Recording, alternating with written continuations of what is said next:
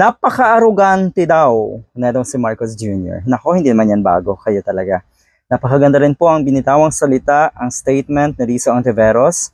Hindi po natin dapat isuko ang ating alaala, ang ating kasaysayan. Suko agad itong mga pulahan. Suko agad itong mga diehard. Kasi nabusalan. Kasi natapalan. Kasi madali silang madala. Madaling mapaniwala. Madaling mauto.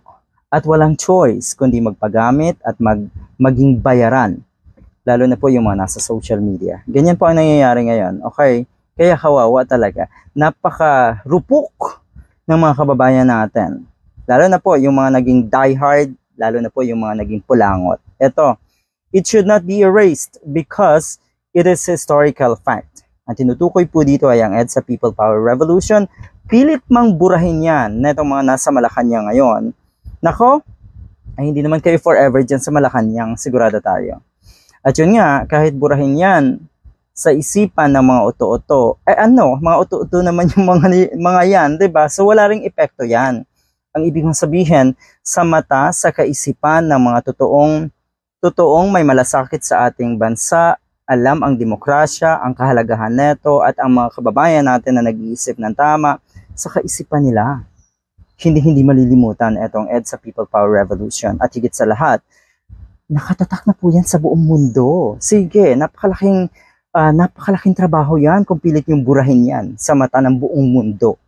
Okay? At napakalaking trabaho rin na itong mga pulangaw na ito, kahit yung mga diehard, na palinisin o nalinisin ang pangalan ng mga Marcos sa buong mundo. Kaya po sila yung nakakaawa. Yung sitwasyon nila ang totoong nakakaawa.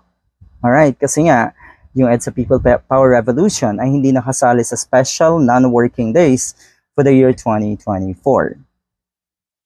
Tignan natin sa susunod na taon. Kahit anong palusot naman na itong Malacanang. Totoo naman, it falls on a Sunday, pero yun nga, sa tingin ko kahit Sunday yan, naandun pa rin dapat sa listahan. O kaya, yung iba kasi, yung mga naunang administrasyon, minumove yan. Para for a longer weekend, 'di ba? At siguradong mag-i-enjoy at matutuwa ang mga kababayan natin na hindi uto-uto. Alright, maganda itong payag na ito ni Representative Lagman. Sabi niya, the inordinate arrogance of the second Marcos administration in failing to celebrate February 25 as a regular public holiday is a continuing distortion of the verities about the evils and repression of the Marcos Martial era. Yan naman talaga ang totoo eh. Okay, sabi nga ng mga netizens, bitter. Sabi ng mga netizens, ayan, unti-unting or gumagalaw at kailangang linisin ang pangalan nila. Pero hindi sa ganyang paraan, okay? Mahirapan talaga sila sa ganitong paraan. Dahil ulitin ko, mabura man yan sa kaisipan ng mga uto-uto nating kababayan, walang epekto yan. Okay? Dahil mas may power syempre yung mga taong nag-iisip ng tama, yung mga kababayan natin na may mga prinsipyo at hindi padadala, hindi pagagamit. Alright, sabi naman po ni Risa Ontiveros, the anniversary of EDSA People Power Revolution should not be removed from among the significant days of Filipinos, whatever the day is. Tama. So palusot lang talaga yung it falls on a Sunday. Regardless of it being a Sunday, it is a very important date in our history. We should continue retelling it. Yan. Pasasaan ba?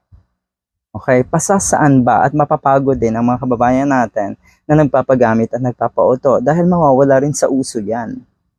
Ulitin ko ang mga naniniwala na hindi na dapat i-celebrate ang EDSA People Power Revolution, sila po ang totoong kalaban ng ating bayan. Sila po ang mga kawawa. Okay? So yun.